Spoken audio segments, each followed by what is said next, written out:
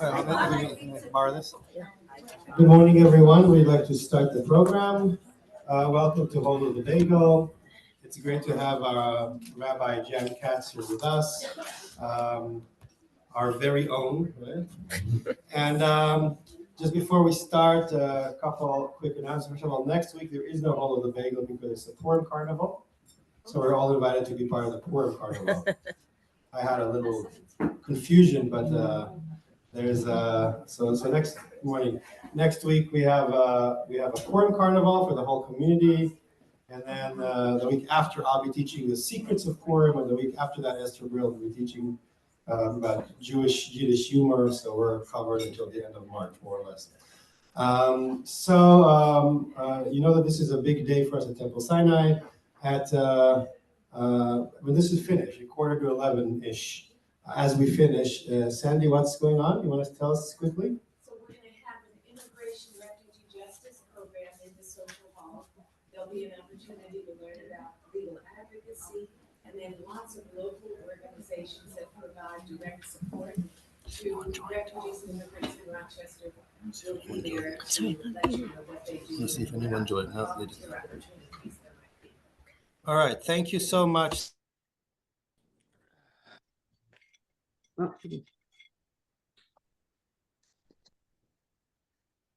Froze.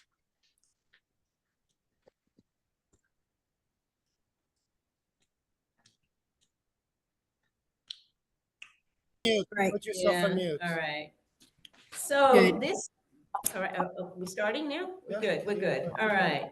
So the first slide is obviously Elie Wiesel's classic iconic pose. And it turns out that when the videotape started of the 92nd Street Y, they put him on a stage, usually in front of no less than 400 people at every single lecture, always at an old desk of his choosing, in an old kind of chair. Do you remember those wooden swivel chairs that the teachers sat in when many of us were in school? And he was always sitting like this. And indeed, on April 30th, 2021, this stone carving of Elie Wiesel, Holocaust survivor and author and theologian, which took 2 years to create, and was the first modern day Jewish, it was the first Jewish representation, Jewish bust that was put in the Washington National Cathedral. So yeah, it's the only one, and it's there. And by the way, the Washington National Cathedral feels just right now because it is the location of that infamous worship service on January 21st, led by the Right Reverend Marianne Buddha. So I don't know about you, but I feel a lot of pride. And so I wanted to start off with that, and let's keep going. All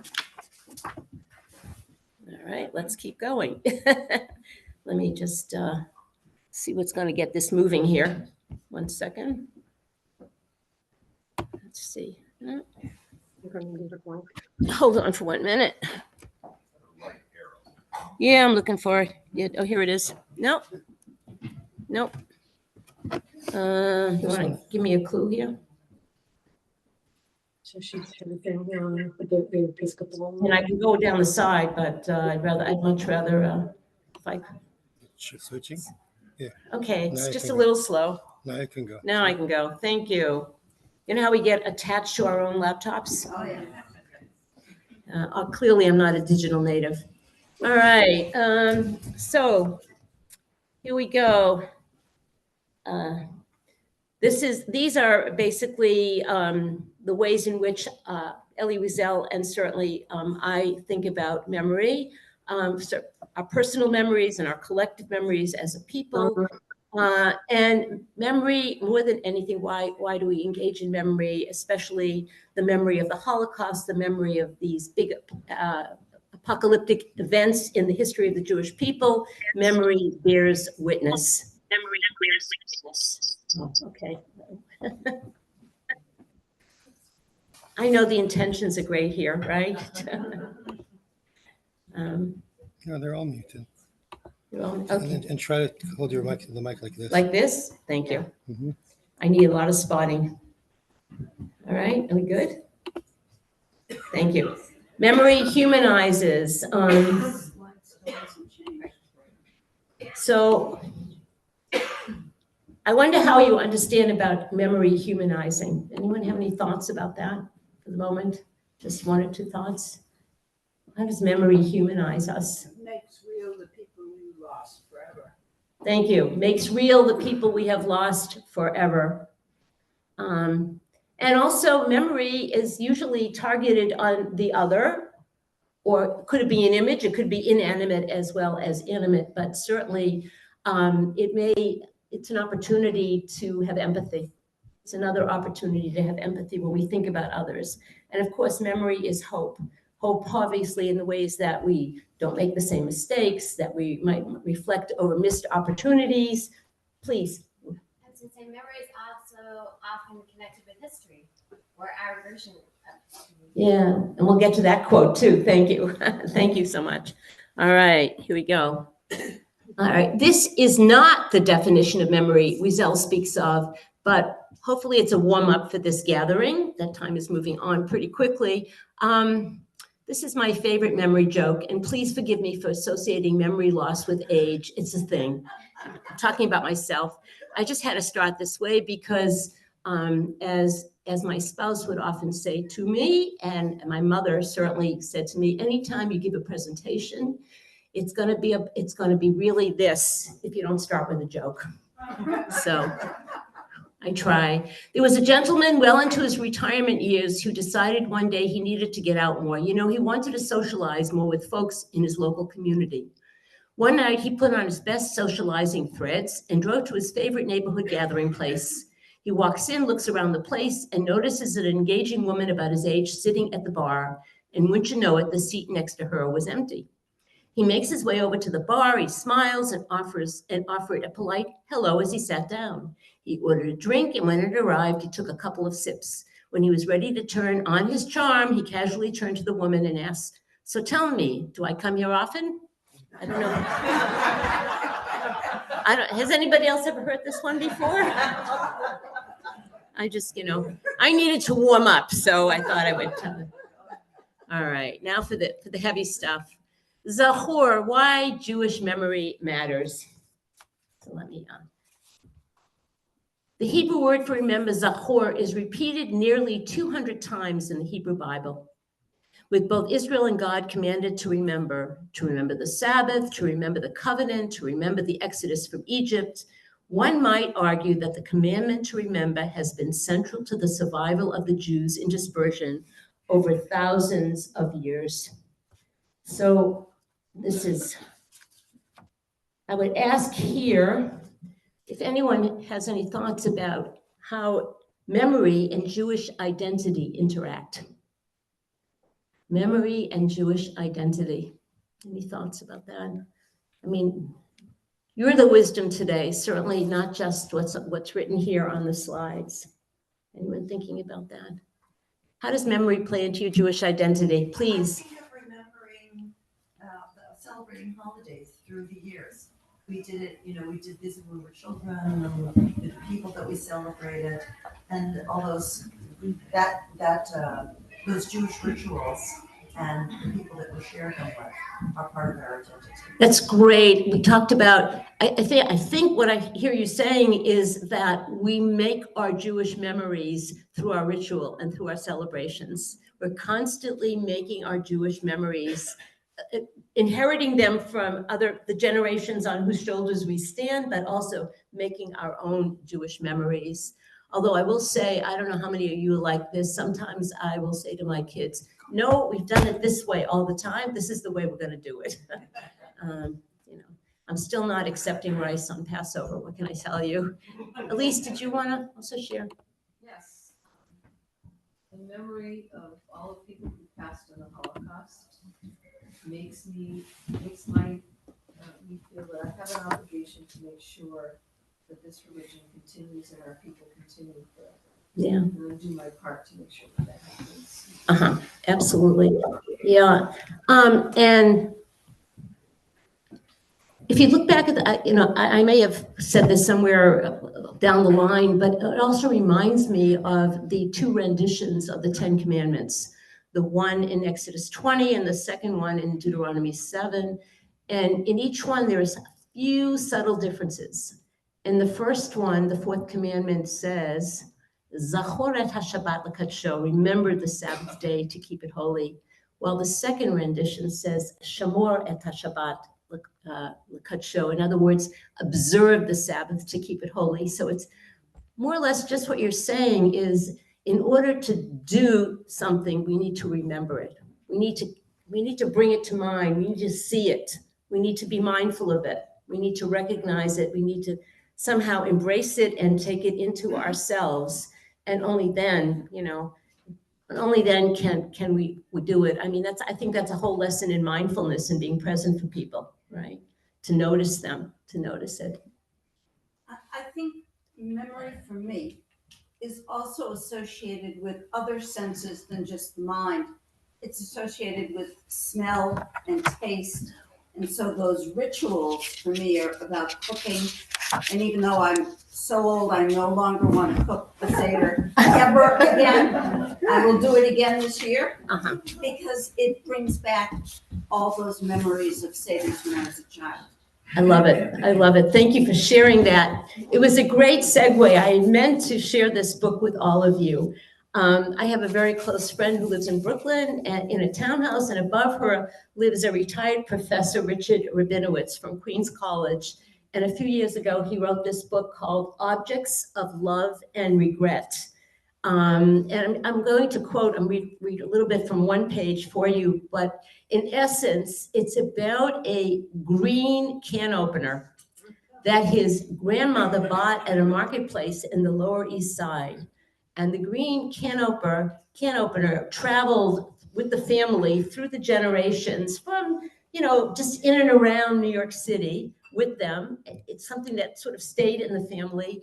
And from this green can opener, he conjures up smells, he conjures up cooking, he conjures up objects from the kitchen, a pot, whatever. And it's exactly what you said. So with your permission, I just want to read you just a paragraph because it's so sweet. I highly recommend it. It's just very sweet. 1,000 barely remembered objects once shared our family space. I've always had a crazy compulsion to imagine them as animate beings. As I reconstruct their starring moments in the century-long saga, such things bring back to mind the succession of our surroundings over time. Sometimes, as with the bottle opener, it's not a can opener, bottle opener. Sometimes, as with the bottle opener, the artifact was a fellow emigrant with the family moved from one closet or drawer to a packing crate, and then onto a closet or drawer in another residence. At other times, the object was replaced in the new setting by something pristine, using a newfangled material and technology. One after another, these objects reveal how we migrated, redefining who were neighbors and who were strangers, what lay close by and what was remote, what was comforting and what was threatening. We are feeling creatures, and the things around us also become objects of affection and repulsion. Our emotional lives reverberate with and against these surfaces. The subjective world emerges in its encounter with our objective realities. Tell me the story of an acquisition you cherish, and I will plumb the deepest struggles of your heart. Tell me what thing most reminds you of your loved ones, and I will sketch out the geography of your life's journey. Sit with me in a quiet place that has meaning for you, and memories will swarm around us. You will remember stories long unspoken. Objects become touchstones of love, and their loss leaves us with lifelong regret. All I have now of my mother's kitchen, where I found so much love and so much sustenance, is a worn bottle opener. It has to suffice. It has to be passed along to my grandchildren, along with the stories. So even if you don't have the object, you have the stories. Oh, I could go on and on and on about the Hasidic rabbi in the woods who had inherited this ritual from previous generations to ward off the enemy. And at first he had a blessing and a fire and a this and a that, and he went, and through the generations, the rabbis forgot everything, but the only thing they remembered was the story. And so stories are very important. All right, let me just marathon along here. So Shabbat Zachor before Purim is based on the verse in Deuteronomy 25. Remember what Amalek did to you on your journey after you left Egypt, how undeterred by fear of God, he surprised you on the march when you were famished and weary and cut down all the stragglers in your rear. Therefore, when the eternal your God grants you safety from all your enemies around you in the land that the eternal your God is giving you as a hereditary portion, you shall blot out the memory of Amalek from under heaven. Do not forget. Pretty strong, pretty strong. No restorative justice here. This is also mentioned again in the first book of Samuel, in the 15th chapter, where King Saul, instructed by God as he faced the enemy Amalek, was told to blot out not only Amalek, but also its king, and also all the men, women, and children of Amalek. And in the end, King Saul did not kill the king of Amalek. And the sages say that is why he met his fatal fate very soon after that, because he did not obey God on this. The question is, why is it associated with Purim? Does anybody know? Why it's the week before Purim? Because of Haman, isn't Haman related to Amalek, exactly. Haman is a descendant of Amalek. It's written in the text. And I was hoping the little bit of a clue here is blot out, right? Blot out. We usually blot out Haman's name with our noisemakers, our groggers, right? But in Israel, and you know better than I do, one of the things I saw for the first time is people write Haman's name on the bottom of their sneakers. And they stamp, right? What else? I have not seen that. Oh, well, I I did. guess I wasn't looking at people's sneakers. You know, I saw that in the Persian synagogue in Yerushalayim. Absolutely. So, yeah. I'll live and learn. Yeah. All right. So Wiesel's personal memories. Yeah, there's changing here, but not here. Oh my goodness. Yeah, So well, shall I go to the side? Maybe that's better. Sure. What do you think? I don't know. It's a mystery to me. It was working and then it wasn't working. I don't know. Thank you for I don't want spotting to. I me. don't want to bother the flow, so I don't. Let's see. It was working. So descriptive, we don't really need it. Yeah, Oh. exactly. That's what I figured that I know, and I'm reading everything aloud. it gets stuck on the. We're gonna have to figure out why this happens. File. Is any here about slide design? All right. Go ahead. Well, I need the slide. Yeah. Thank you. You guys just listen, okay, for this one, and we'll All right. we'll ask our techies to figure out why this is not. Okay. So he was born in Hungary. He was born in Hungary in the town of Sziget. And he writes, and these are excerpts from different lectures, my source. I left Sziget, but Sziget refuses to. Oh, by the way, I should just say that if anyone is interested, I downloaded all the lectures. So if anyone is interested in listening to them, I can send you a list of all the topics and the lectures. And they're all about 90 minutes, and it's just a dream to sit and listen to him. Just really incredible. I left Sziget, but Sziget refuses to leave me. The closer I come to my native town, the farther away I am. The better I know it, the more I strive to discover it, for I do not know it well. I thought I did, but I was wrong. It had a secret life that I never suspected. I never knew, for instance, that respected members of the community engaged in smuggling and illegal currency trading, nor that there was a house, let's call it, of ill repute in Sziget. According to stories I heard from Sziget's inhabitants after the war, a few of the Jewish working girls spoke a highly literary Yiddish. You know, you would think that the girls at that time, the view was that they were illiterate at the very least. To consider, besides a chuckle, what else can we learn or unlearn from Wiesel's memory of his community? Any comments on that?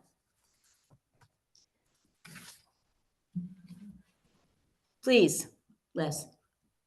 One wonders how reliable memory is. He's talking about what he remembers and what was real. They're different. Right. I think that's the crux of the matter. And he does talk about that a lot in his memories, how we imagine we imagine what the memories, we imagine what happened.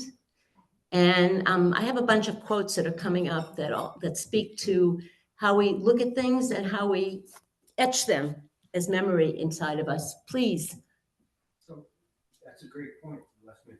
But you know, we remember and then we misremember, but it doesn't matter. It really doesn't. It's the feeling you get from it and how it affects you, Right.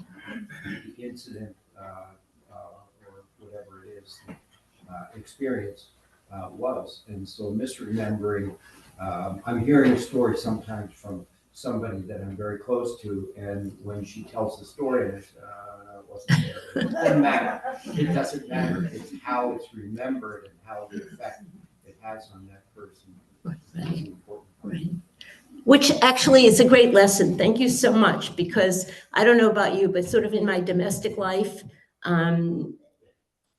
my spouse and I will often say to each other in a kind of needling way, no, that's not what happened, right? That's not what happened. The other thing I would, yes. And I also would like to say just a small anecdote. I'm sure all of you have your anecdotes as well. When my father had Alzheimer's for at least the last 5 years of his life. And as he lost his memory more and more, I would vent to the social worker and, obviously ask, what should I do? How should I react when he doesn't remember things that I want him to remember, this kind of thing. And the social worker said to me over and over again, it was beautiful advice. She said, he does express towards people whom he does not remember that well, he expresses his feelings about them. When he sits with them, I can see that he's either comfortable or not comfortable. So sometimes the important thing is not remembering the details of your relationship with someone, but more how you feel, how they made you feel, And so I always remember that too. It gives me a little more patience with others. So let me just go on. So the key to memory keeping for Wiesel, excuse me. I also wanted to say what was interesting is that those memories of Siget, he has very few memories about his own father and mother. It's something interesting about that. He doesn't talk very much about his memories of his own father and mother. He does later on in his later lectures reflect on some words of advice that his father gave, but not the life experiences that all of us cherish so much, right? And you've said it. So everything aroused my curiosity. A beggar who might be a tzaddik, a just man in disguise, an abandoned woman scouring the province for the 100 rabbinic signatures that would allow her to remarry, a rich trader gone bankrupt, a novelist whose book described the turmoil in heaven when the angel of death went on strike, an apostate excommunicated by the community. He's very funny, by the way, very, very humorous. I wonder what he would have done on Saturday Night Live. Not only the people, but also the trees, the birds, the clouds interested me. And I was taken most of all with the visionaries. Moshe, the madman whose laugh haunted my dreams, Kalman, the Kabbalist, whose veiled glance darkened mine, Shmukla, the prince, and a friend, Itzu, with whom I studied the Siddur, the prayer book of Rabbi Yankel Emden, my friend Elachmiel, with whom I learned modern Hebrew. Of course, I remember them all just as I remember the silent beggar who put his finger to his lips to show me how much he distrusted speech. So on the one hand, Elie Wiesel is a wordsmith, there's no question about it, but he also often makes fun of himself in the sense that even what he says may be taken wrongly by others, may put other people on the defense, may certainly not be, it may be his truth, but it's not another person's truth. And he humbly says that in different ways. So I always like to show that as well. So this slide is somewhat of a response to the previous slide. And just kind of in terms of what we remember, I also, this is a little bit of an in-joke about being present and really being curious, right? Seeing everything in front of us, or hearing everything, or smelling everything. So I just want to reflect back to one short little story. when I came to Rochester, the first year I was here, I actually was an adjunct at RIT. I don't even know if you remember that, right? English 101. And I came in and one of the assignments was to write a descriptive paragraph. You know, these are college students, which I don't know. Then we had no devices, this kind of thing. In truth, I brought in a bushel of apples and I gave out an apple to everybody. And I said, write a paragraph about your apple. And people looked at me like I was, of course, nuts. And I said, well, look at the color, look at the texture, look at unusual characteristics, anything about it, just write a paragraph. So they wrote a paragraph and then I said, okay, put all your apples back up on the desk, on the table at the front. And then give your description of your apple to somebody else in the class and ask them to read your description and find your apple. Guess how many people were able to find the right apple? Zero. So all this is to say, I'm in awe of writers who really are good at details and painting the picture for us through words, right? Because they obviously see everything. It's a lesson. It's just a lesson for all of us. How do we remember? So how do we be present and remember? One of my favorite lines is from Ted Lasso. I don't know if anyone else here ever watched that Netflix series. He's a philosopher in my mind, really a moral philosopher. Be curious, don't be judgmental. So when you look at something, I'm guilty of this as charged. When we look at something, whatever it is, when we experience something, I'm always parsing it out, assessing it. Maybe that comes from too much Torah study, right? We're assessing it, we're parsing it out. We think we're these highfalutin rabbis who have some, interpretation, rather than actually seeing, feeling, experiencing the thing. It's all in the details. How many times must a man look up before he can see the sky? We must always tell what we see above all, and this is more difficult. We must always see what we see. That one has come home to me. I think I've mentioned to a couple of you that I'm on a WhatsApp now. The WhatsApp is a group of people who are called to bear witness when ICE goes someplace illegally. We can't step beyond a certain point, but we can take pictures and we can use our phone and we can write notes about what we see. And that is in particular, if it's an illegal situation. I've only gone a couple of times that later on we might be asked to say, what did you see?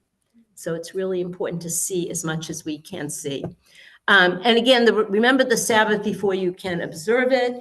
And the other one that I added here was, just one moment.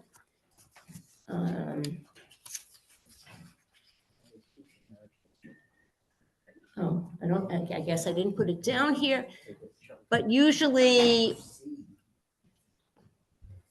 sometimes more than seeing what we see out there, where they are, we see where we are. In other words, I think we talked about that in terms of memory, and we do it when we see as well, I think, is that our frame of mind, our location, our perspective, our ideologies, our political beliefs let us see what we want to see more than maybe what is there. Maybe, just, I guess I can only talk about what I'm guilty of. Who do we remember? And I picked out this little snippet from one of Alden Solovy's writings. He is a contemporary poetic liturgist who, he has a website called Bend the Light, incredibly inspiring, incredibly relevant. And I strongly suggest, you might even hear words from the pulpit, right? From Alden Solovy. Yeah.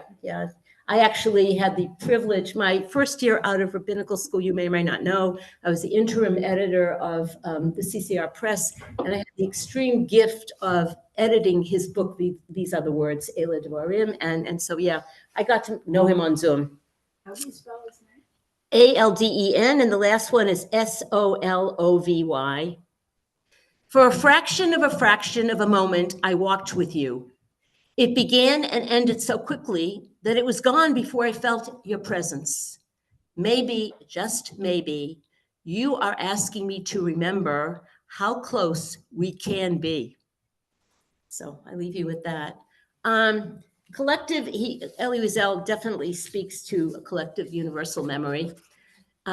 We know this famous quote from Santayana, those who cannot remember the past are condemned to repeat it. Wiesel repeats this quote in multiple lectures.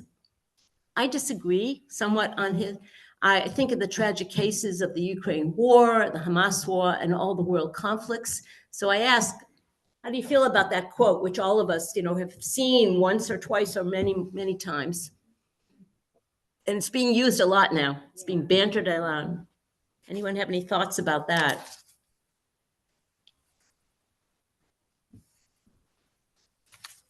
Does it hold true? Does it still hold true? Well, it's not. Oh, It's not one second, I'll get. It's not exclusive of the other effects. I mean, if you don't remember it, you're going to repeat it. That doesn't mean if you do remember it, you're not going to repeat it. Those are not necessarily exclusive. Thank you for fine tuning that. Yep, you're right. You're absolutely right. Thank you. Yes, please. I also think that it's important to remember that history is written by the victors and that not everything in history is remembered precisely correct. Yeah. Sure. It's definitely filtered. It's definitely filtered through a lens. Yeah. Thank you. Absolutely. Don't get me started on that one. And somebody over here, I think, wanted to. Anyone here? Okay. All right. Just go on here. Collective Jewish memory. Now we get into the crux of the matter. What does it mean to be Jewish? According to Wiesel, it means to accept Jewish destiny, and that means to claim kingship with all those who did and do the same. Abraham is our father, David our king, and Moses our teacher. Whatever happened to Jews in Spain remains part of me and my life to this day. Yehuda Halevi, the famous medieval poet, spoke for me when he sang of and for Jerusalem. His famous poem is Libi Bamizrach, my heart is in the east. And he wrote all those many years, centuries ago. Nachmanides defended me when he defended the Jewish faith in his famous disputation, Talmudic disputation in Barcelona. The Jews whom the Romans exiled 2,000 years ago have much in common with us here, with us everywhere. The fact that we all say Kol Nidre at the same time and recite the Haggadah at the same time has always moved me beyond description. So do you agree with Wiesel here? Why or why not? Anyone have any thoughts about the fact that we carry the entire gamut of Jewish history and its events inside of us? And how does that happen?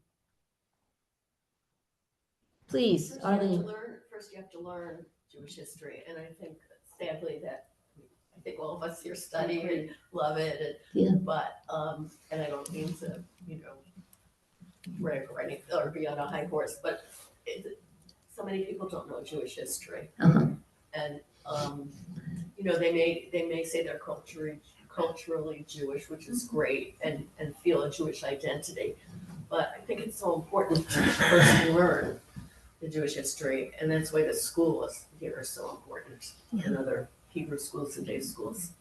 Thank you so much for that. And I would add to that the younger we start, the better it is, right? The younger we start, the better it is.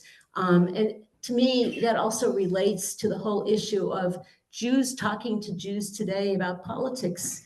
I won't get into any specifics, but if you don't agree with the person across the table from you and you're actually offended and angered by what the person across the table is saying to you, perhaps rather than arguing with that person, one might ask, well, tell me about it. Tell me why you feel that way. What are the facts? What have you been influenced by? What have you read?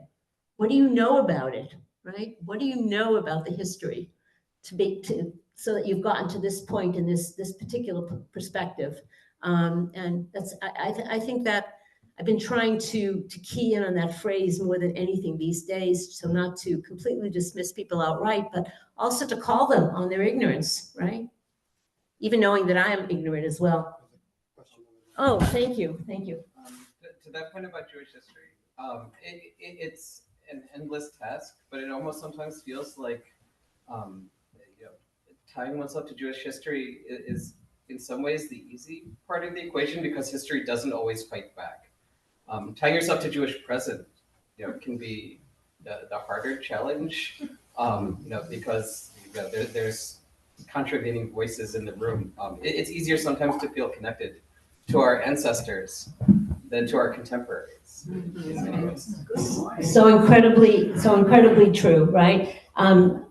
I would add to that, we always say things like, I've learned from hindsight, right? I've learned from reflecting on the past, but does it always help us to engage in the present? You're absolutely right. I agree. Thank you. Thanks for that. Marcia? I think that to some extent, Jewish memory on our generation is an obligation to create. We have to create memories for our children, for our grandchildren. As we become more assimilated in a country that was accepting and felt comfortable, it's easy to let the memories slip away. And if we don't take on the obligation to create memory for our grandchildren or children, who will? Yeah. Thank you for that so much. The Bnei Israel, the Israelites, said at the foot of Har Sinai, Mount Sinai, when they were asked to accept the Torah, they said, Na'aseh v'nishma, we will do, and then we will understand, then we will heed. And maybe this is one way to address your point, which is such an important point, and that is that we can't always parse, but we can always do. We can always do. The famous, I think it's a Rabbi Akiva, why do we learn? We learn not just for the sake of learning, we learn for the sake of doing. So it's, all these rabbinic sages, there's something to them, for sure. What happens when there's a loss of collective memory? Moshe Halbertal, an Israeli scholar on Egyptian enslavement and victims of injustice, quotes, with a loss of collective historical memory and the erosion of personal relationships, as the new Pharaoh did not know Joseph in in Exodus 1, that was a mistake. Fear is generated, characterizing the Hebrews as a threat. The more widespread the fear, the more threat, resulting in enslavement to isolate and to dehumanize, resulting in no individuality, no stories, no names. We all know there's so many wonderful midrashim and stories in Judaism about the significance and the importance of names. And there are names throughout the Tanakh, multiple names, more than we would ever want to read, learn, but they're there for all of these reasons, because the names place people and they give us a memory of them as well. To consider, life is in the details. There is no general. Who are you as an individual? What is your story? What is the name? In other words, your identity, your relationship to others, relationship to the community that you want to be called, right? So I think in the Pirkei Avot, in the ethics of our forebears, it says we all have, I believe it's 3 names. We have the name that we were given, we have the name that other people call us, and then we have a Shem Tov. We have a good name, the name that we merit, and the name that we, by our life experience and how we project to others, the name that we earn for ourselves. So so that's often good to remember. Wiesel's intimate encounter with Maimonides, again, a spelling error, I'm sorry, I've got to fix that. Maimonides, the very famous medieval Jewish theologian, philosopher, law writer, really a jack of all trades. In fact, he was so important that we say from Moses to Moses, there was no other Moses, right? Meaning that's how he was Moses Maimonides. He was a very famous Moses. And he lived from 1135 to 1204. And Labriud, bless you. So Elie Wiesel offers a letter which reflects on the daily schedule of Moshe ben Maimon, that's his Hebrew designation, philosopher, physician, and jurist. And what are we meant to remember when we read biographies? So I'm also going to just read you a little excerpt from that lecture. By way of background, there are many ways we could describe Maimonides. He was an unparalleled genius, a Torah scholar, a philosopher, a physician. His prolific work raised terrible controversy. His books were banned and burned. But is there one document that gives the flavor of his personal life? I'm actually quoting Elie Wiesel. It's this letter. It's dated September 30th, 1199. He wrote to his friend, a supporter and translator, Rabbi Samuel ibn Tibbon of Provence. First, a little background. After his escape from the Almohads in Spain, Maimonides lived out his life in Egypt. Until middle age, he was supported by his brother David, who was a merchant, world famous. That allowed him the freedom to compose his great works, Mishnah Torah being one of them, Book of Law. But when his brother was suddenly lost at sea, he supported himself, his family, and his brother's family by practicing medicine. Eventually, this reputation reached the palace of Saladin, the Sultan of Egypt, who is famous for his defeat of Richard the Lionhearted in the Third Crusade. At the time the letter was written, Maimonides was court physician to Saladin. He was 64 years old, and he would die 4 years later. So I'm only, he has a whole salutation at the beginning, and his friend wants to come visit him, and he says to his friend in the letter, my advice is that you should not risk it. He remembers his brother who died at sea. What advantage would you have in coming here except that you would see me for a few minutes only? If you want to have a private audience with me and discuss matters of wisdom, don't even hope for 1 hour during the day or night. I will write you my daily schedule. I'm just going to give you just a taste of it. I live in Fostat, which is a suburb of Cairo, and the Sultan lives in Cairo. The distance between them is 4,000 cubits, which is 1.5 miles. My duties to the Sultan are very heavy. I must see him every morning to check on his health. If one day he doesn't feel well, or one of his princes or the women of his harem doesn't feel well, I cannot leave Cairo for the whole day. Let's see what else he writes about his, because I have this here. Just one. Oh, here it is. So,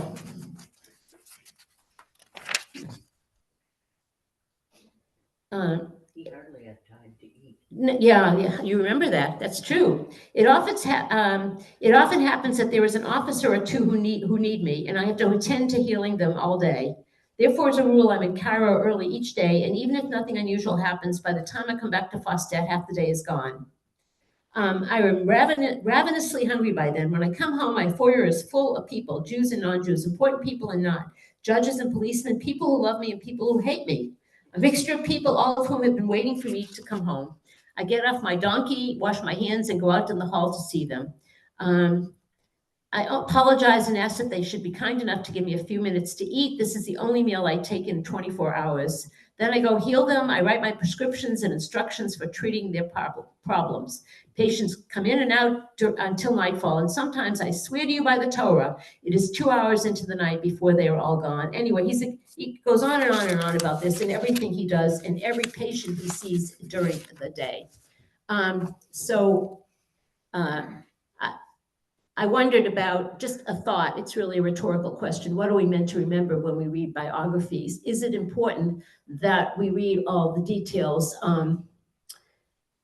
I hear many people say that they love to read biographies and they enjoy reading them, but sometimes it's too much information about the life of the person they're reading. They're more interested in the person's perspective, the person's life vision, the person's purposes in life. Elie Wiesel is making an argument that the daily life, the daily schedules, the details of a person's life actually takes precedent over the big ideas. Just something to think about. To Wiesel, we imagine what happened and who was there, as many of you said. And why do we do that? We do that in order to justify and keep things in memory. in order to find relevance to ourselves, and I want to just stop there for 1 minute, is how many of us all the time, whether we're reading a verse of Torah, whether we're listening to somebody else speak and sometimes not listening, but taking in the information and applying it to us or how we feel about the thing, this kind of thing. So we are people of relevance, right? We connect. There's always I learned this in rabbinical school, there's always a disagreement about whether or not, and you can speak to this, whether or not spiritual leaders should begin their messages from the sacred text or begin their messages from the life of the people to whom they're talking. Which is more effective? I would love to hear any of you, do that. That would certainly help my sermon writing. I don't know, what do you have anything to say about this, Rabbi Zohar? Yes. And? Well, sometimes you start from the text, sometimes you start from the people's life experience. Yeah. Somebody said to me the life experience is really, it's really the most important thing. All right, I have 2 more slides. Yes, please. I just wanted to say that for me, the text is very important because that's my grounding. Mm. And I want to know how that text relates to my life today. And if I can get that, that's really wonderful. I'm not saying that sometimes I would prefer the other. I'm just saying that that's what that is to me. Why are we studying this? Tell me why. And I want to understand how my life relates to that. I love that. Thank you. Give me the baseline first, but also I think what you're. That's Judaism. Yeah. That's Judaism. Yes. I want to know why am I a Jew? Thank you very much. And I think what you're saying is that every time we do that and bring up a text or an image or a piece of history that, before us and jump off of that, we also are making the connection to the whole history of the evolution of the Jewish people. So I really like that. I will say, on behalf of my own children and others of the next generations, many of them would opt for the opposite. Perhaps because. Maybe I would sometimes too. I'm just Right. No. What I'm saying is, and Arlene, I go back to what you shared as well, is partly because we had a bit of a grounding and we know the beauty of our sacred tradition, whereas so many today don't have that grounding. So there is nothing to jump off of, if you will, right? Or if we quote something, it's out of context because they don't have a context. And I don't want to, it sounds like I'm stereotyping. I really don't want to do that, but it's certainly been in my experience to confront people who would rather be in the present, only relevance of the presence, and then fight to get in the sources, Les? Well, basically the same thing. It can be both. It's not either or. Thanks. Yeah. Well, I also wonder sometimes when you say the text or the person, who is that person and their self?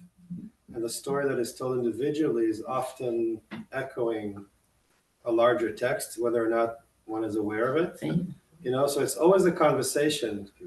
Things that we think we're very, special and individual and original, and of course we are, but also sometimes we're not. And to that extent, I'd like to hear your thought about something that I was thinking about when you were talking, is that because we're talking about remembering, but the other half is forgetting, right? And then I'm thinking about memories that make us, but sometimes it seems that if you want to talk about it in the terms of a bit post-trauma, or the fact that sometimes we're trying to get away from memories, or memories that are creating who we are or make us work in a certain way.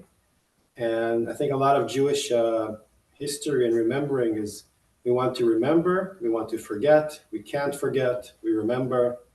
We'd like to get away from some things that are coming back or do it a different way. Sometimes we're able, sometimes we're not. So I'd love to hear your thought about that. because memory can also be traumatic, right? So how do we evolve? Thank you so much for bringing that up. These are just my web thoughts, my connections to what you just said, and I'm sure other people have other connections.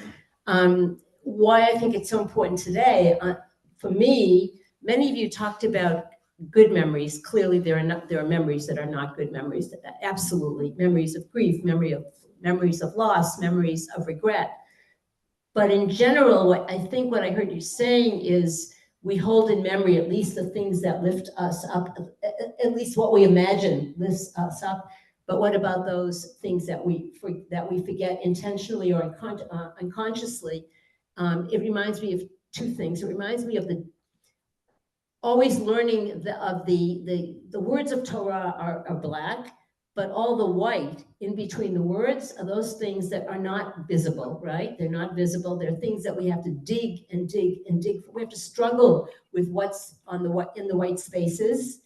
And it reminds me of struggle, and it reminds me of avoidance, and it reminds me of the things that we don't want to remember because those things are traumatic, if you will, perhaps.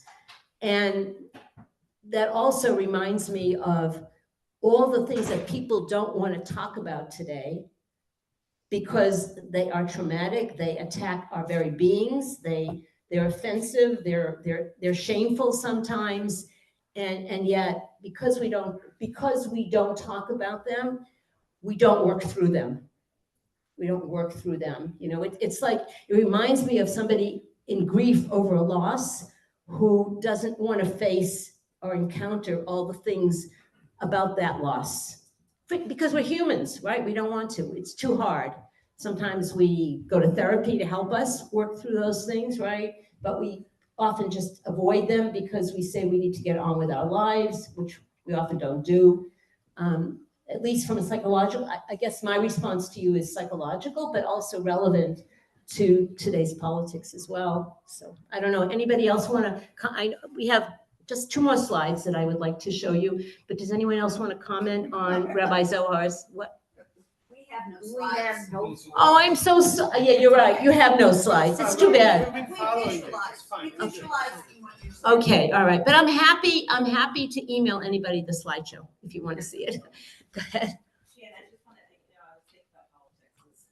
There's like such a taboo by talking about what so many of us are worried about. And this may not be the place to do it, but where do we do it? Other than in our subgroups, and how do we work through the differences and how people see this?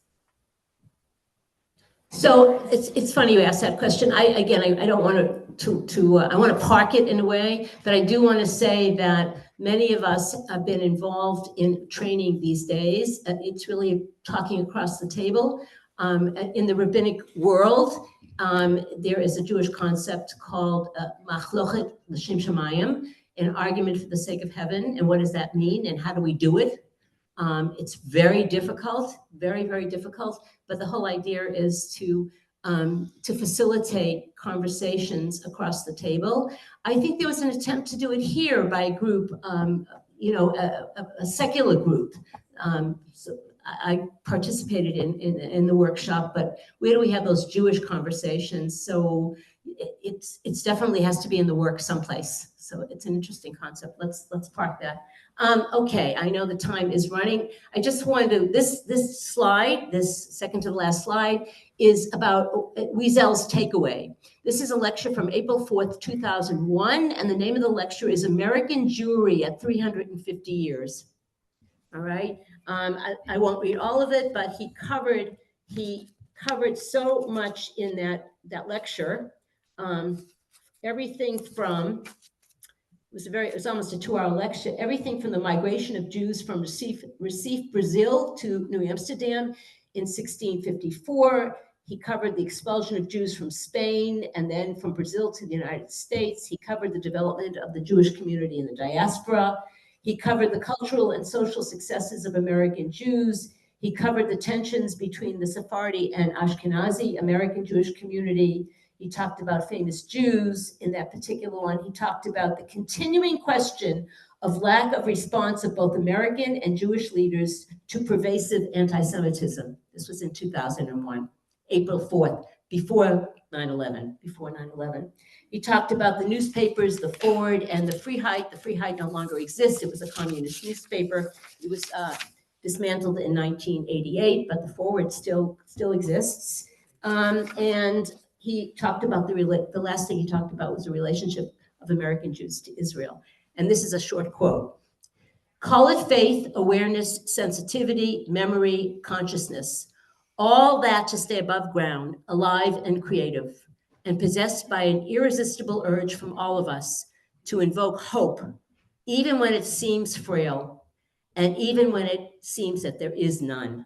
So he's always in it. And one other follow-up about hope. He says about hope is delayed satisfaction, and he takes this from the Hasidic world. He himself was a lover he was not a Hasid by any means, but he was a lover of Hasidism. And he writes, Rabbi Levi Yitzchak of Berdichev used to say, when he would write the engagement document for his daughter, that the Messiah was about to come, and thus we should all celebrate the wedding of my daughter in Jerusalem next year. However, if the Messiah should not come, the wedding will take place in Berdichev. And Wiesel comments, this is life. This is life. So I have some extra quotes that I took from a few of his works, but I think I'm going to end now because I know I'm way overdue. I'm sorry that you didn't see the slides, but thank you so much for listening so well. I have just one question. Yeah. I saw the first slide of Elie Wiesel and just got very teary-eyed. One of my trips to Israel was at an early childhood conference for teachers around the world. And we were in Haifa at the store, and we had to find a seat in this big auditorium. And we had to make sure we took a seat that didn't have the plugs to get the translation from Hebrew or whatever. So I sat down, and somebody came over, and he said, is this seat available? And I said, yes. And he brought Elie Wiesel and sat him next to me. And then we started conversing and having nothing like this at all. It was just all educational kinds of, because he was the opening speaker for the conference. And he had to go up on the bima and speak or whatever, stand. And he said, Roman, will you do me a big favor? Can you watch my bag for me? Wow. Watching Elie Wiesel's bag. I'm so jealous. Yeah. It was something like, what? Who is sitting next to me? Here we go. Here's a memory, right? Here's a beautiful memory that uplifts. You uplifted all of us. Thank you. I do want to say that Elie Wiesel was in Rochester at least 3 times because I know some of us saw him. But I also often wonder, what would he say now? Yes. What would be his lecture today? Anyway, again, thank you so much for being such an incredibly attentive audience. Thank you. Wow, so thank you so much, Rabbi Jen Katz, for bringing your wisdom, your special flavor to our series, All of the Bagel. You definitely, I think, brought us into this season of Purim, which, by the way, has a lot to do with the levels of Judaism, spirituality, politics. What do you do when the king is berserk and the wazir is Haman, And so we have fortunately by any other name, all these weeks ahead of us, to celebrate Purim, to have the Purim spiel, to read the Megillah, to be at the Purim party, to learn more about Purim afterwards. So Odlo Avda Tikvatenu. And thank you once again. Our hope is not yet gone. Our hope is not yet gone. Thank you. Sure. Please, if you haven't done so already, please maybe you can pass them around you. We're halfway there, so don't forget that as well, for the Holocaust survivor. Thank you so much. I hope it was okay. It was great. Yeah. So, look, although this is not, and I don't know how it happened and why it happened. It's maybe a wire thing. I don't know why. All right. I don't know why. I'm going to have to ask the techies to. Yeah.